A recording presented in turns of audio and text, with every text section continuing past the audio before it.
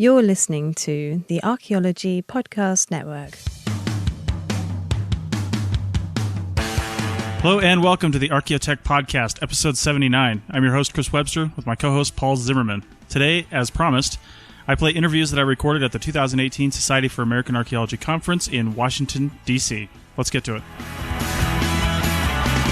All right, this is Chris Webster at the Society for American Archaeology Meetings in Washington, D.C., 2018, and I'm with David Norline of FDI, Precision Photography, and you can find them at www.fdi.photos. So, David, what are you guys doing here at the SAAs? We're actually doing quite a few things. Everything photography. We provide a service, a photographic service, to CRM firms, to museums, to universities. We specialize in precision, high-tech, detailed photographs. So we train people, individuals at these different universities and firms, how to take the photographs. We provide the equipment if they need the equipment. We provide the training if they need the training, or we actually do the photography ourselves. Some projects require us to be there from the beginning when they're doing the surveys all the way through the curation process, the site excavations, curation. So we can put together a precision photography package that starts from the very beginning to the very end of a project. And we currently have quite a few. Well, we have a contract with the Army Corps of Engineers through a firm called New South, a CRM firm called New South, that we provided all the camera equipment and all the training for the veterans for a program called the Veterans Curation Program, right? Where we train the veterans how to take extremely high detailed diagnostic photographs of artifacts that are owned by the Corps.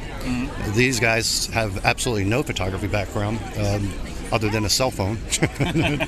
and they end up within like 2 or 3 hours of training, they end up taking museum quality photos, and they do it consistently. And then we monitor it. We do all the quality control. So our goal is to, step it up a notch, get the photography where in artifacts. My background is forensics and law enforcement. I'm a certified evidence photographer, so I bring with me, I guess, an eye for detail and for making sure that we capture good quality, high definition photographs of artifacts and objects, and or if we're taking photographs of a process, like the curation process, we could document it that way. That's a long answer to whatever you asked me.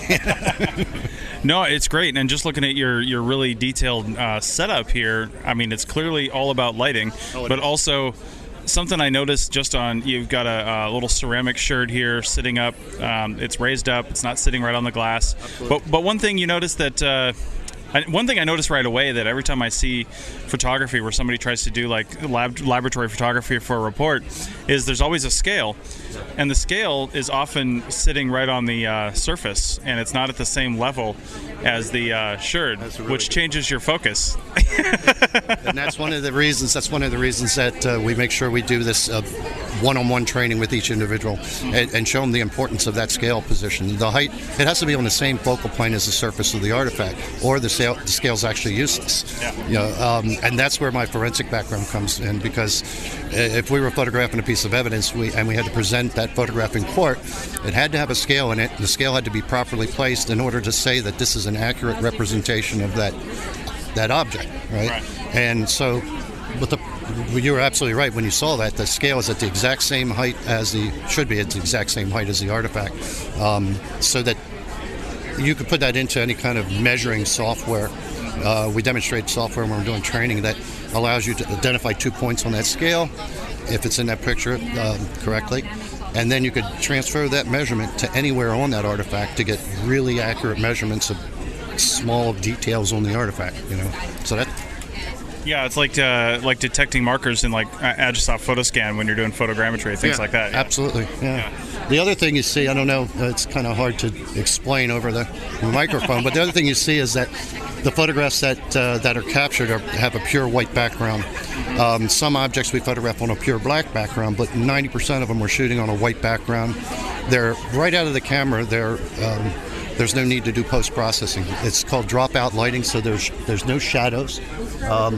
pure white backgrounds, which eliminates the need to do Photoshop or any other post-processing software, which is what a lot of cultural resource firms tell me they're spending a lot of time touching up photos before they put them into a report. Right. So these pictures come right out of the camera, pure white background. If you put them into a report, they just pop right off a white page, and you don't have to waste time Photoshop or any other post-processing. So, yeah, and it's done, it all has to do with LED light technology. This is an LED light panel that you're looking at, and the side lights are LED lights. We have this one that's on a mobile cart, so the cart can actually, I have a battery that's underneath. This whole thing can I could roll down the aisle here at the conference and photograph anything that someone hands me. Our idea is to take these into museums and offer the service of photographing artifacts right off the shelf. Pull it off the shelf, take a picture, take several pictures, put it back on the shelf, and maybe never see that artifact again. So, and other, even private collections. So that's kind of where we are with this. Yeah, no, that's great, and I like that you mentioned, CRM firms talking about touching up photographs. It seems a lot. I mean, I run a CRM firm too, so I'm probably part of the problem. But it seems like people don't focus enough on training to do the right thing the first time. They just muddle through and spend a lot of time doing things they probably shouldn't be doing, like touching up photos. It's the same thing with recording audio. I tell people when I train people on podcasting, listen, if you start with a good audio environment, you got less editing on the back end. Absolutely. It's amazing because I mentioned the Veterans Curation Program where I train veterans how to photograph artifacts, and these guys have absolutely no photography background, and after getting the proper training, which is one-on-one training, usually like 2.5, 3 hours per person, to show them the software, to show them the lighting techniques, to show them all that.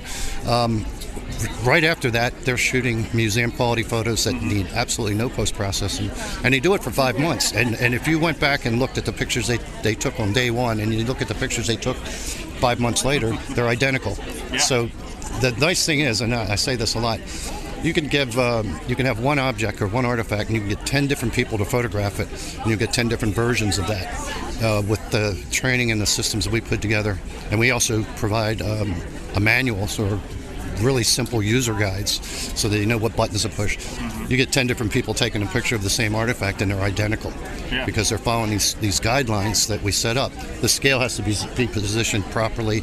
We line it up always with the left edge of the artifact, and we only show a certain portion of the scale. The background's got to be pure white. So there's quality control is also very important. We train the managers of the veterans and the other CRM firms that we put these systems in.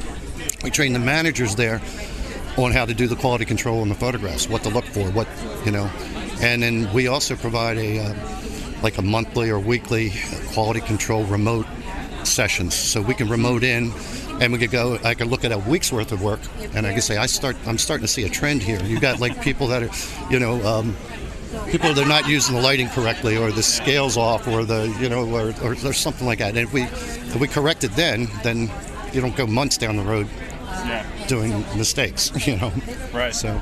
Okay. No, this is really cool. And so a lot of, and you may or may not be aware of this, but, archaeology often on the West Coast, we don't often collect artifacts. I know out here on the East Coast, we often collect artifacts because it's all excavation, even shovel testing, things like that. So you have a really nice opportunity to clean up the artifact and take a picture of it in a laboratory type of setting.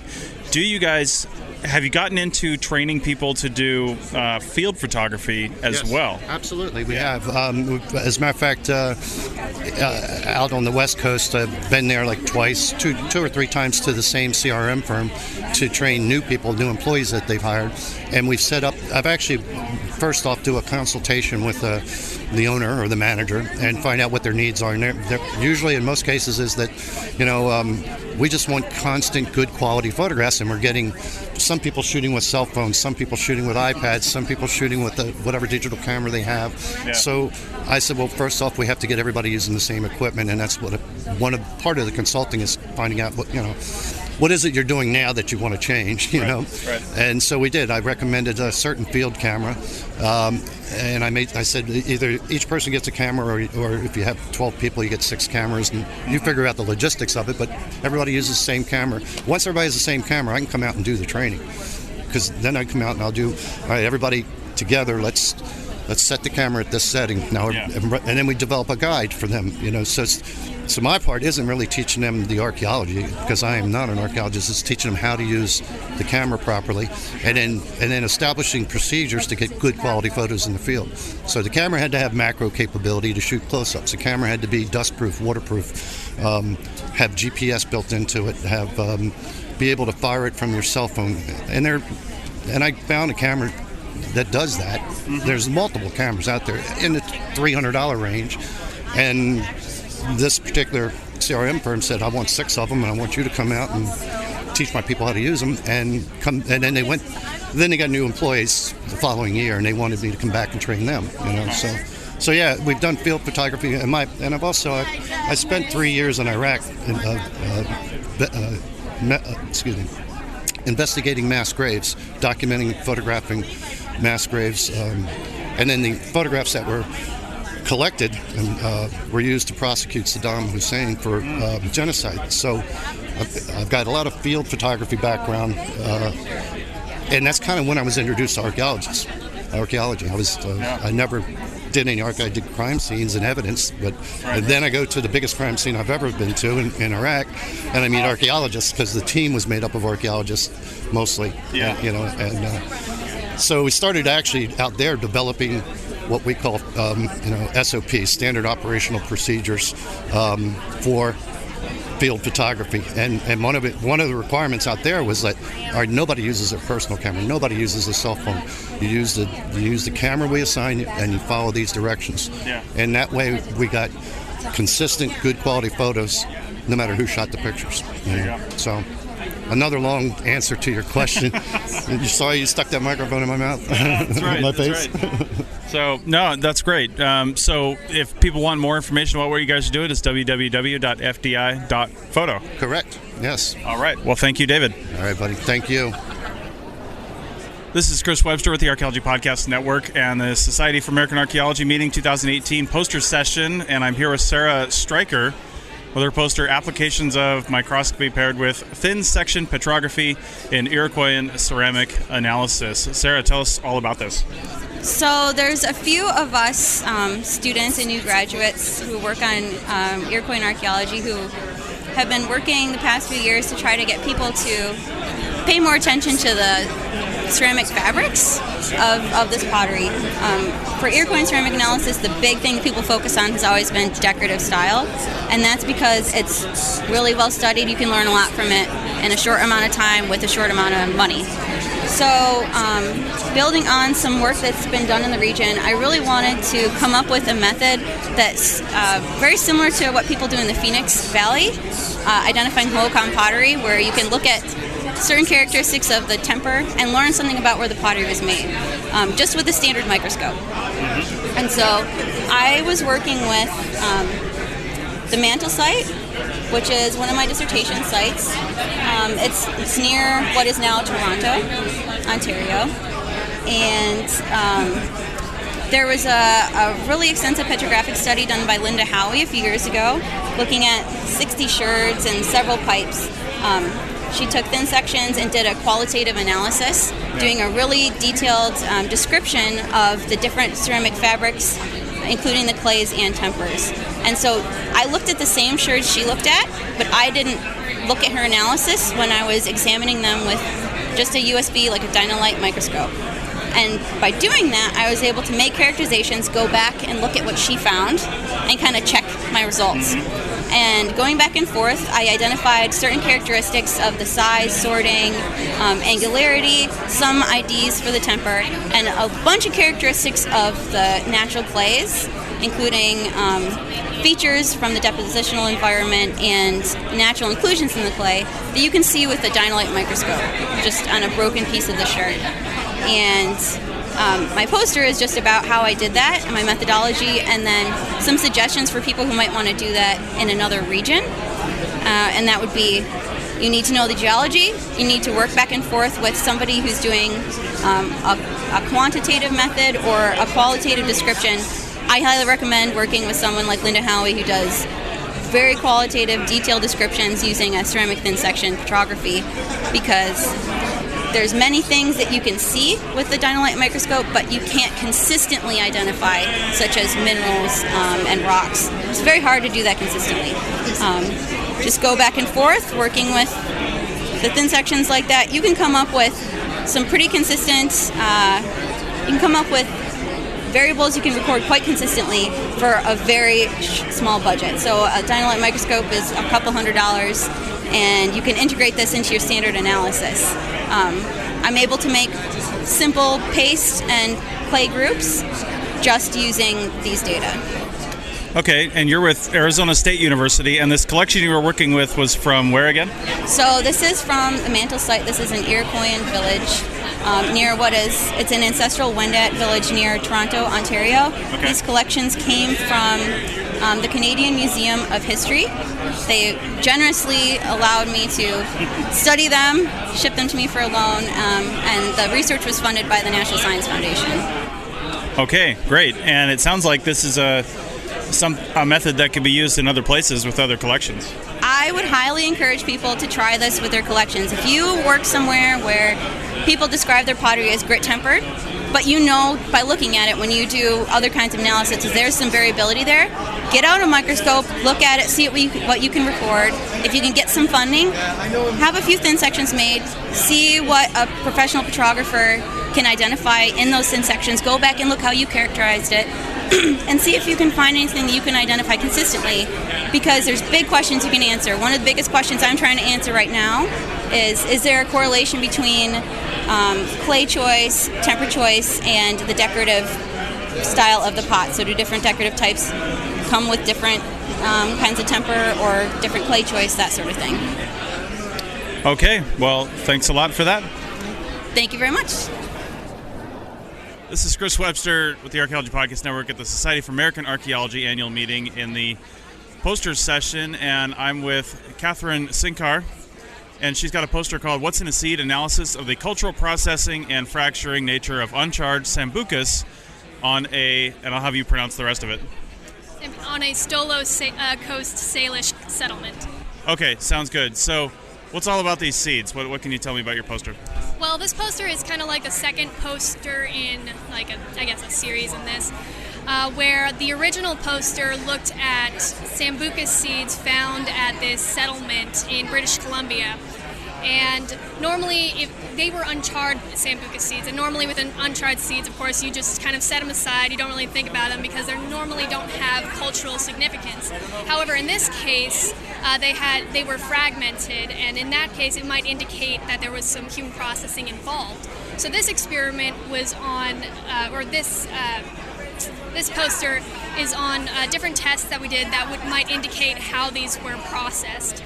And different ways we did them was boiling at different for different times and then mashing them. And then I think for one we did a roasting for a little bit and then mash. And our results ended up being less than the cultural site. And what we find that this might be is because the seeds that we used for the experiment were different than the seeds that came from British Columbia, mainly because we couldn't get the British Columbia red elderberry seeds like we wanted to. Or it could be that it's just different processing that we haven't explored yet, like drying the seeds or possibly boiling them for longer, like if you were doing in a stew. So as we go forward with that, it's just thinking about different processes that we could go through to see if we can find why these elderberry seeds are fragmented. How were these consumed prehistorically? Do we know that? Or were they just charred, cooked and eaten, or what did they do to them? I'm not exactly sure. I didn't work on the archaeological site itself, okay. But I'm not exactly sure. All right, and has this opened up areas for maybe further research on other seeds and types of things that you're aware of? It possibly can. I mean, if it works with the Sambucus uncharred seeds, we could possibly look into other seeds where other uncharred seeds that could also have this fragmentation that's occurred. Okay, thank you very much. Thank you.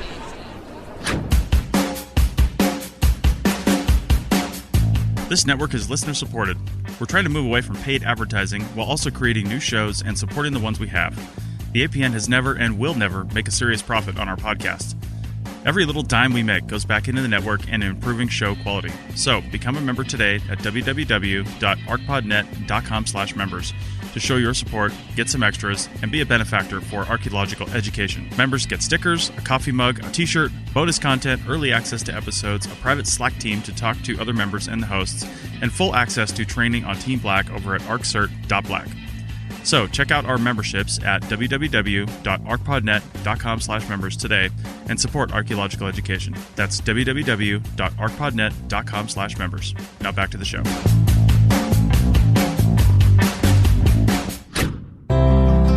Simon Fraser University in Vancouver, British Columbia has launched a professional online master's program built by and for cultural heritage management practitioners. The thesis-based MA or coursework-only graduate certificate both offer integrated study of HRM's ethical, legal, business, and research priorities. The MA thesis requirements comply with Register of Professional Archaeologists and other jurisdictional standards. This is the perfect graduate program for bachelor-level CRM practitioners ready to make a career commitment, but not ready to relocate or quit their job. We have advertised for SFU in the past, and we had a long podcast about SFU's program, and I highly recommend it. If you're looking to get a graduate degree in cultural resource management, this is the way to go. Apply today at www.sfu.ca/archaeology. That's www.sfu.ca/archaeology to take your career to new levels today.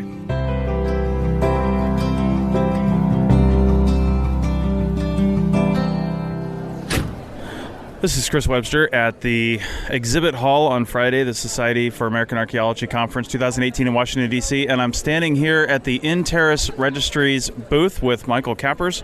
Michael, how's it going? Going very well, thank you very much. And tell me, what is In-Terrace Registries? Look like you've got a bunch of digital archaeology stuff going on here. In-Terrace Registries, formerly known as ArchaeoLink Americas, is an archaeological information system, and we try to fit everything in one system, ranging from project data all the way down to your finest detailed data for one or more archaeological projects, so you don't have to switch between different software. Everything is within one database and approachable.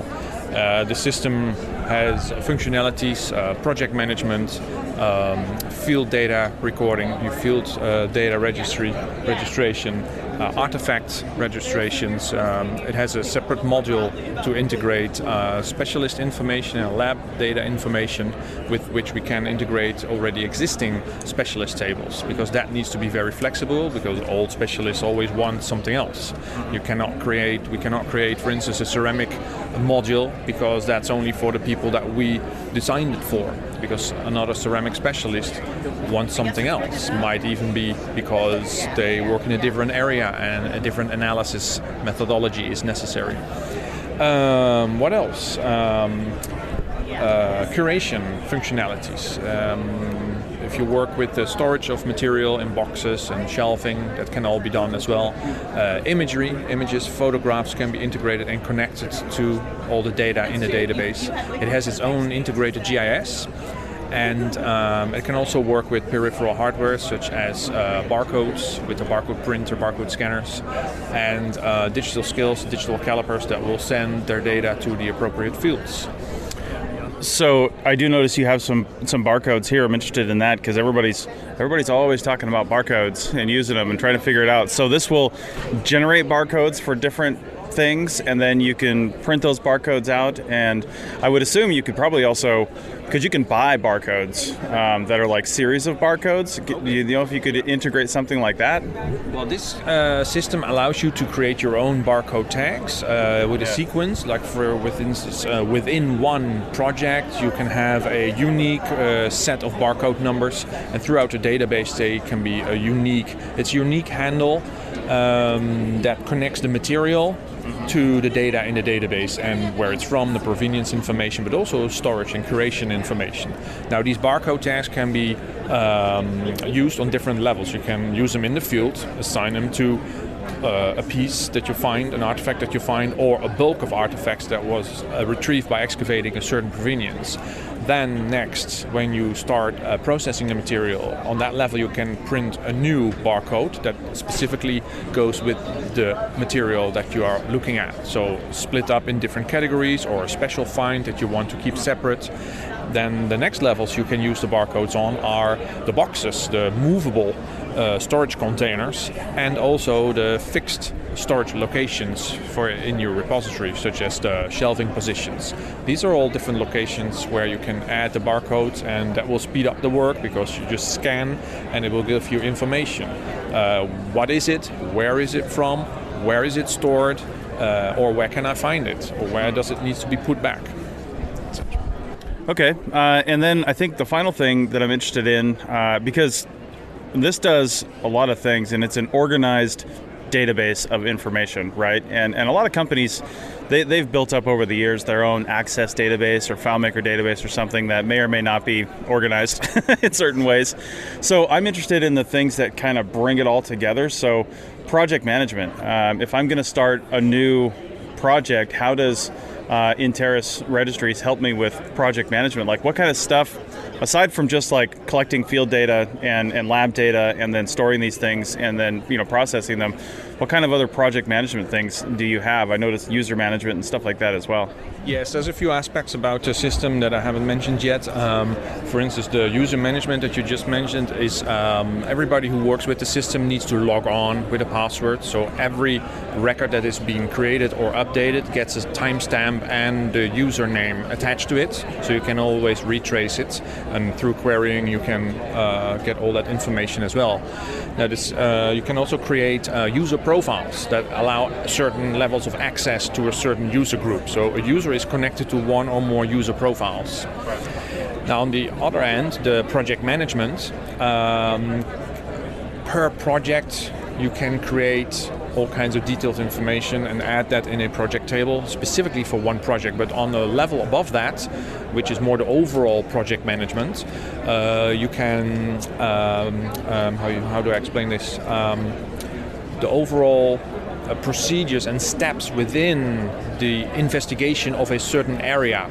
So, for instance, in the East, when we talk about phase 1, 2, 3, that can all be managed on that top level, and it allows you to create a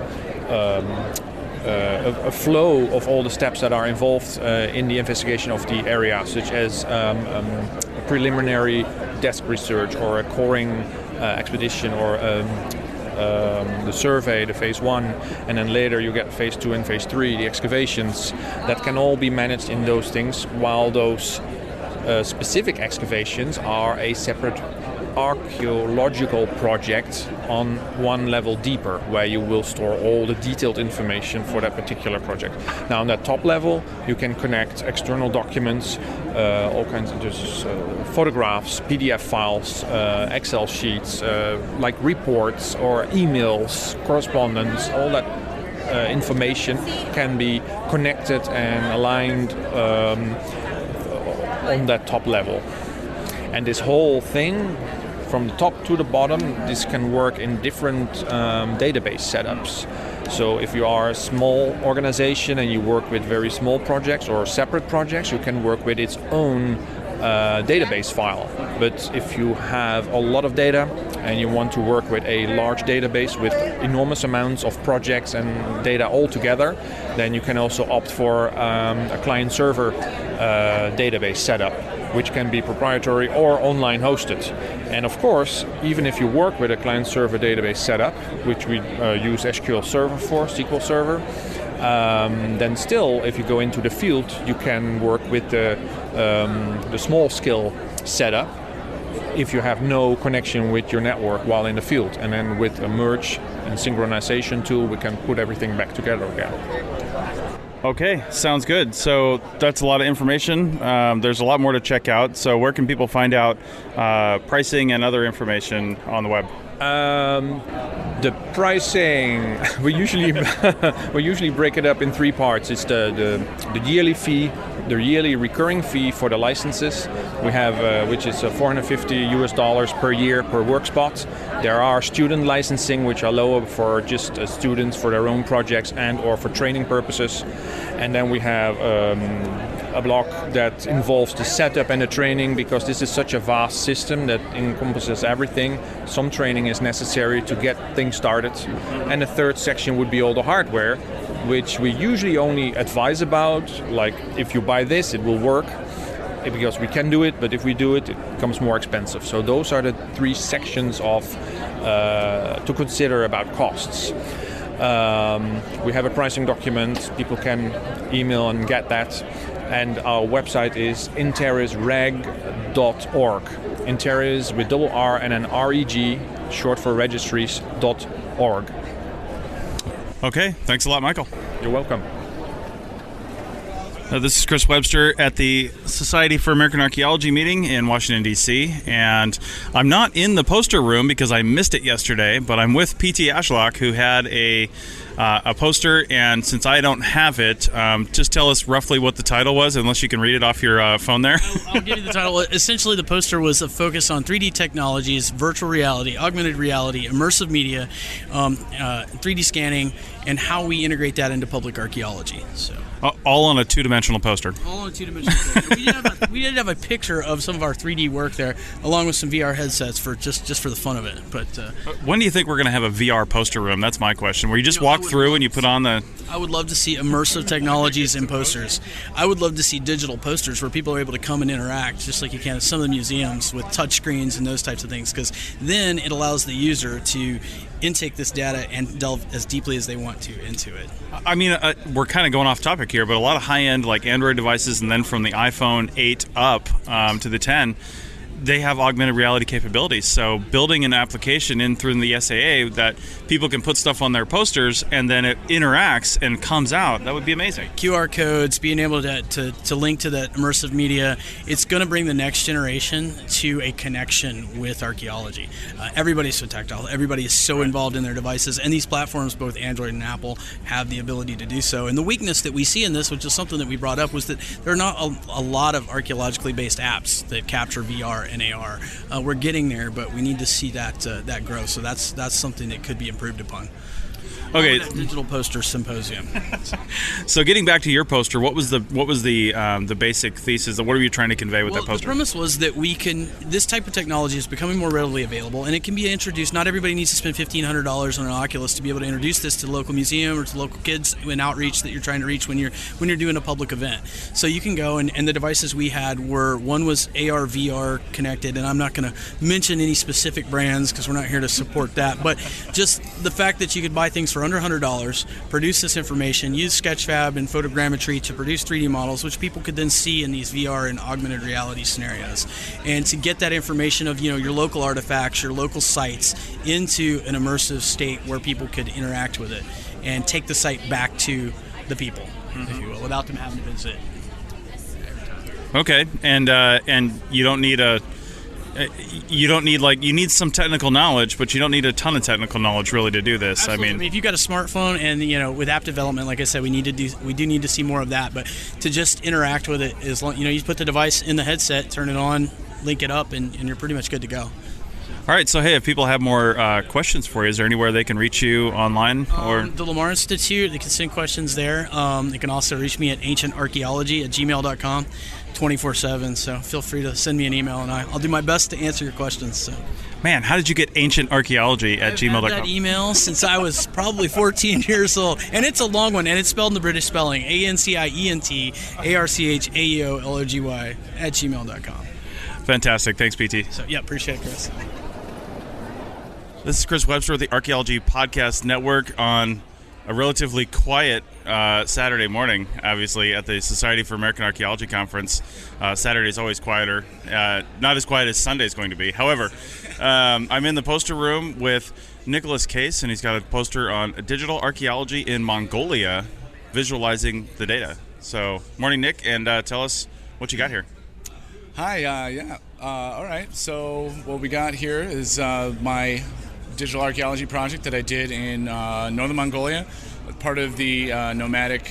Now it's the Northern Mongolian Adventure and Discovery and Science Project, formerly known as the Northern Mongolia Archaeology Project.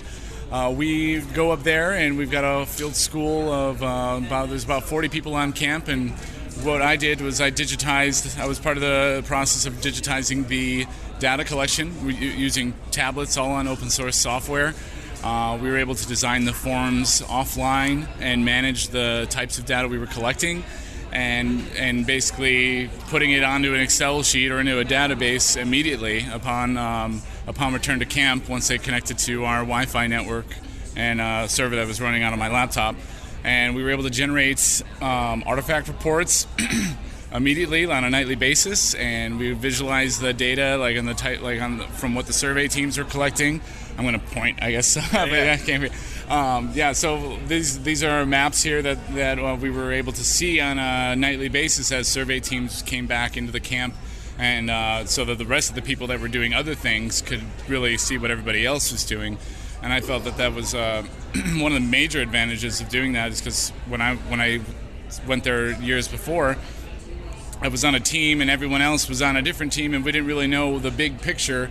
So I felt like that was really the focus of what my project was part of, is kind of bringing the big picture down for everybody else instead of, on the plane on to the archaeological conference. So we used Open Data Kit. It's like I said, the open source software, and GeoODK was the applications we ran on our tablets. And we had all base maps that I made up, so that way we didn't need to have any kind of internet connection, and people were able to see where they were on the map, and we went like miles apart away from the camp, so that's important to see what type of the features looked like at the big picture. Don't really have Google Maps out there. There's like no internet. Everything ran off solar, so I had solar panels hooked up to my laptop and charging the tablets at the end of the night. And we also did photogrammetry with just cameras that archaeologists had on hand already, and we scanned different features, and we were able to produce some of the models out in the field. That's one of the things I want to do this year is bring a more powerful computer out there so we can process them right away. My laptop was basically melting. We're taking up almost all the battery storage we charged with the solar. And but then when I say here my conclusion, one of the more difficult things that I came across and it's always hard to plan for, I learned, is the human use of the tablets and all the hurdles of that. But that was one of our advantages, that we were able to redesign the form. If we wanted to add letters where there was only numbers, we did that. We added more blanks. We got rid of ones we weren't using, and we're basically through feedback and collaboration. And the way we had designed the system, we were able to just keep updating it and reflecting it how archaeologists were using it out in the field. So that way, we have a lot of people out there that are more used to traditional notebook and note card and logging that way. So our goal was to accommodate that through tablets. That's what I said here, concentrate on the data querying versus the data entry. So let me get this right. You're in northern Mongolia, and you're using tablets, and you're charging those tablets via solar. Batteries you had charged up via solar, presumably during the day while you guys are working. You charge up overnight, and you've got some great maps here. You're going all over the place. People say that you can't do digital archaeology in these circumstances. How do you do it? And Bernard Means' official statement is that you can't do it. So, it's not possible. Yeah. This is all fake. This whole thing is fake. That's great. It's great. I'm just saying it's great. You guys were able to not only collect data, but modify your forms, do what you had to do, and be flexible and mobile as you did your project without the assistance of, a basically base of operations that had all the power and internet connectivity. Yeah, that was really the big challenge. It was trying to figure out how we were going to do all of this without any kind of infrastructure, and largely the excuse as to why we haven't yet. We can't do it out there. We don't have power, we don't have internet. The generators can't run the whole time like that. So so I had to clear many hurdles to get this to work. And a lot of it was convincing my colleagues that we could do it. So. Awesome. Well, this is it's amazing, and it just shows that when somebody is open to the technology and open to the process, that you'll find a way to make it work, and you'll be flexible when you get out there, and you learn stuff. You'll probably do different things next time. Oh yeah, a lot of lessons learned. A lot of lessons learned, and keep on going. Thanks a lot, Nick. Thank you. The Archaeology Podcast Network has partnered with TeePublic to bring you some awesome gear that looks good, promotes archaeology, and puts a few pennies in our pockets so you can get free podcasts. Check out our designs at arcpodnet.com/shop. That's arcpodnet.com/shop. I'm Jessica Yaquinto, and I'm the host of the Heritage Voices podcast. Heritage Voices focuses on how CRM and heritage professionals, public employees, tribes, and descendant communities can best work together to protect their heritage through tribal consultation, collaborative ethnography, and indigenous archaeology. Now back to the show. This is Chris Webster with the Archaeology Podcast Network, and I'm at the Society for American Archaeology Conference on Saturday morning at a poster session, and I'm with Andrea Cruz and her poster, Digital Archaeology Through Historic Photography. So Andrea, tell me all about your poster. So my poster is on the Route National Forest in Northwest Colorado. We are one of the first national forests, and we had a huge amount of historic photographs that have never been public, scanned, archived, cataloged, anything. And so I saw this need, had a class in digital heritage, learned about Omeka.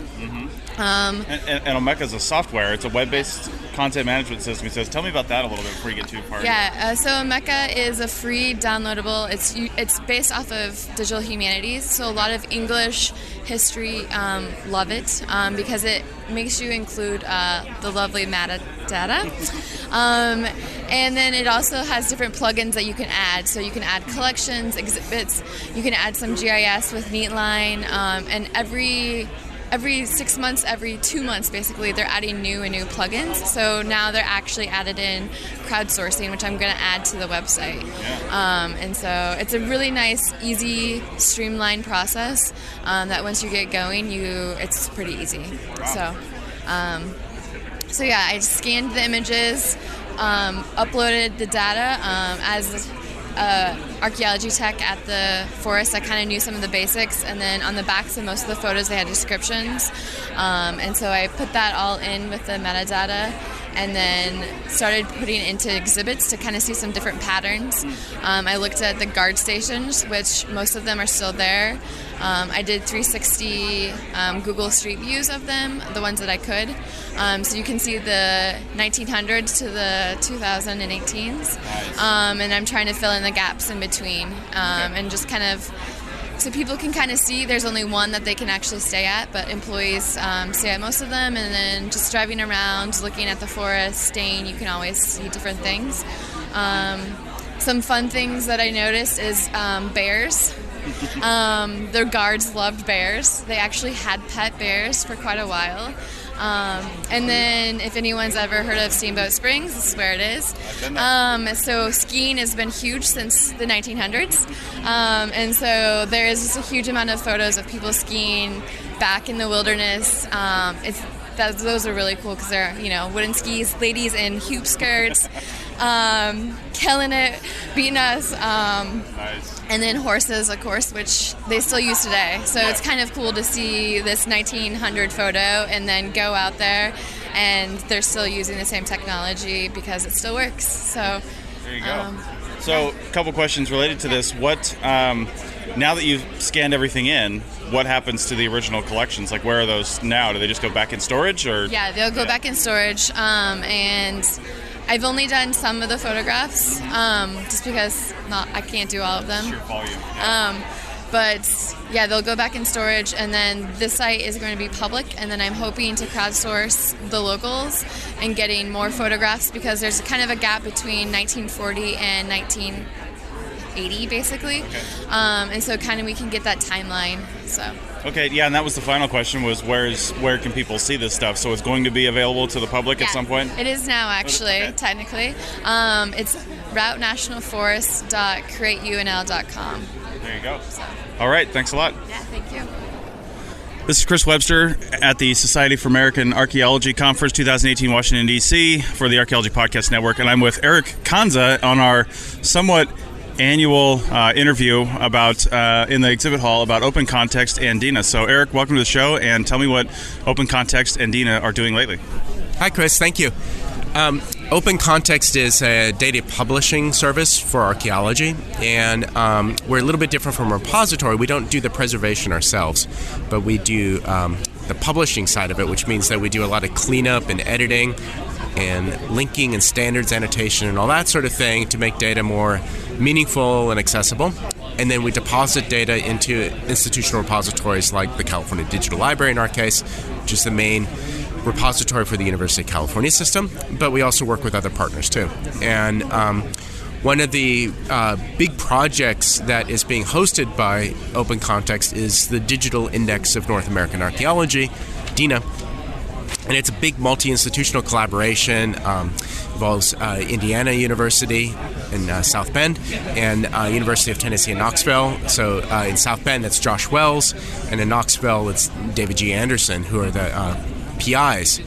And DINA is funded by the National Science Foundation and also the Institute for Museum and Library Services. And what we're trying to do is aggregate and publish state site file data. And we're redacting sensitive information, especially specific location information, so the data are published with a low degree of geographic precision, but nevertheless, they're really, really useful for a broad range of research and public outreach kinds of applications, and even heritage management applications. Mm-hmm. And how many states is DINA up to at this point? Roughly 20.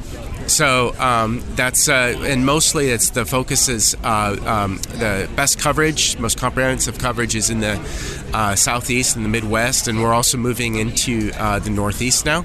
So we'll be shortly publishing a few states in the Northeast. We just finished Pennsylvania recently, and we're hoping to move out west also. So, obviously, to make this whole process easier would be for people to collect data in a way that was already beneficial for entering into these systems. Are you working with states to maybe work on those standards at all yet? Are you at that stage yet? Wouldn't that be nice? We have a lot. There's a lot to chew on, and this is one of the really important things about digital archaeology issues is that there are so many needs. And the needs are vast and complicated, and we really need a lot of people engaged in this issue. So we can't do it all by ourselves, obviously. So having partners who are engaged in field data collection is a really important goal with us. Even though we're not going to probably do it ourselves, but that kind of collaboration is really important. We have another project that we're running that's funded by the National Endowment for the Humanities, and what we're studying is the alignments between data creation and data reuse. So we're doing a lot of field observations and basically workplace ethnography about how people create data in the field, and we're also doing a lot of reuser interviews, trying to see what researchers need in order to reuse data that are being captured by other people working on their field projects. And the goal of that project is really to try to align those interests so that the people who are creating data that is easier to understand and reuse by a broader community. Okay, so how does somebody, we'll start with Open Context, how does somebody find and engage with Open Context and then, engage your services there? Right. Well, I mean, if you're a user of Open Context, we're an open access, completely login-free data publishing service, and we are forego logins and all that sort of thing. Not just because it's we're trying to make the data really accessible, but some of the material we're publishing is coming from contested areas. So you can imagine if you're an archaeologist in Saudi Arabia or in Iran and you're interested in material in Israel, that might be politically sensitive, and so we try not to collect any data about users.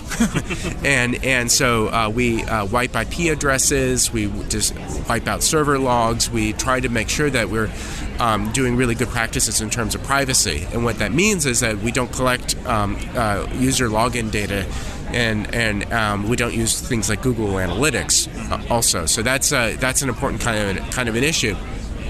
But basically, yeah, you just go to the website and you can browse around, search, and download materials, and ideally cross-reference them with other things that you find on the web also. So we do a lot of that cross-referencing. So when we publish materials, we're not just trying to clean them up and make them more improve the data quality just because it makes it more useful within open context, but we also annotate and link the data that we publish with data that are coming online in other collections and other places across the whole web. So that the important aspect of this is that there are a lot of expertise out there. There are a lot of people doing really excellent work sharing data. We want to make sure that what we publish is actually contributing in a meaningful fashion to the rest of the contributions that are going online in other systems. Okay, and the website for Open Context was what again? Opencontext.org. There you go, that's easy enough. And finally, how does somebody get into DINA or get over to the DINA website and start checking things out? Yeah, so DINA is a project in Open Context, so it has a project identifier, but one of the URLs for it that's easiest to remember is the project URL, which gives you running updates. It's basically our blog. ux.opencontext.org/archaeology-site-data. There you go. All right. Thank you, Eric. Thanks, Chris. This is Chris Webster with the Archaeology Podcast Network at the Exhibit Hall, the Society for American Archaeology Conference in Washington, D.C., 2018. And I'm here with Naima Jackson of Geometrics, and I actually was pulled into the booth because I saw a UAV-enabled magnetometer. It's a crazy thing hanging off a drone, basically. So first, tell me what Geometrics is and what you guys do. Yeah, so we are a geophysical instrument manufacturing company based out of San Jose, California. We've been around since '69. We manufacture magnetometers, seismographs, and geoelectrical instruments. And in July, August of this year, we're going to be releasing our UAV-enabled magnetometer, the Mag Arrow. It's a 1 meter long, 1 kilogram, essentially a bird that you would suspend from a UAV. It has SD card on board, batteries on board that'll run for 2 hours on a single charge, and the communication interface is via a web browser. So if you have a cell phone or a tablet in the field, you connect to the Mag Arrow via Wi-Fi, and you tell it when to start and stop logging, and you can download your data right there in the field. And we're hoping to have that all ready to go by July, the end of July of this year. So. Well, there you go. Quick question on that: how high above the ground does it need to be for the magnetometer to work? Well, so that would depend on the source. So for archaeology, you're dealing with relatively small iron-rich sources, right? So you'd want to be as close to the ground as safely possible flying the drone. So maybe about 2 to 3 meters off the ground, and then the Mag Arrow will be suspended 2 to 3 meters below the drone. So the drone will be maybe at 6 meters, the Mag will be at 3 meters, and that'll probably be a good separation for archaeology. Okay, yeah, and in your photograph you have a hexacopter, so something definitely with a heavier payload capacity would be good. Well, it only weighs a kilogram, so anything that can handle a kilogram... Still not bad. Yeah. And I guess, I think you said this, let me make sure I'm understanding. So the Mag Arrow works independently of the drone, so it doesn't need to plug into it. So basically, if you can hang it off of something that can fly, it'll work. Basically. And you control it independently. Absolutely. Okay. Yeah. That's good to know, because people with existing drone platforms that they can suspend it from, that can actually hold the weight, which sounds like they can, then they can use it. They might need a separate operator for the magnetometer. UAV. That's right. And UAV. Yeah, that's right. So, okay, well, great. Where can people find out more about what you guys do? Geometrics.com. Send us an email. Fill out our web lead page, and it'll send us an email, and I can definitely send you some information and a quote. Okay. Yeah. All right. Well, thanks a lot. Thank you so much. That was awesome.